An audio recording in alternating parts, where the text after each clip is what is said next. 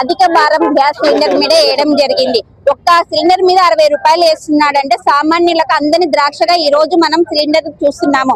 సామాన్యుడు బతకాలి అంటే నిత్యావసరాలు కూడా అత్యధికంగా పెరిగిపోతున్నాయి రేట్లు. ఒక మానవుడు ఆది కాలంలో మానవుడు ఏం చేసేవాడు? చెట్లకున్న ఫలాలు తినేవాడు.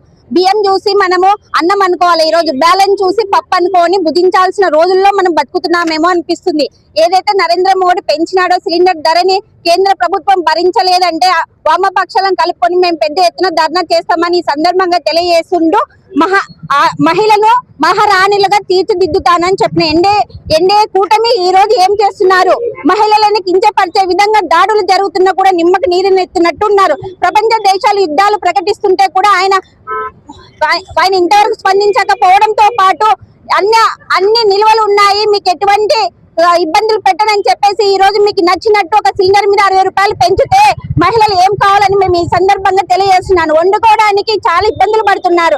కట్టెలు కూడా అందుబాటులో లేని స్థితిలో ఉన్నాం. మనం పిల్లలు పోషించగలేము. విద్యారంగం, వ్యాపార రంగం ఏది చూసినా అత్యధిక రేట్లో ఉన్నాము. సామాన్యులకు అందరి ద్రాక్షగా మారుతుంది. కాబట్టి కేంద్ర ప్రభుత్వం భరాయించని సమక్షంలో వామపక్షాలతో కలుపుకొని మేము పెద్ద ఎత్తున ధర్నాలు చేస్తామని తెలియజేసుకుంటూ అవకాశం ఇచ్చిన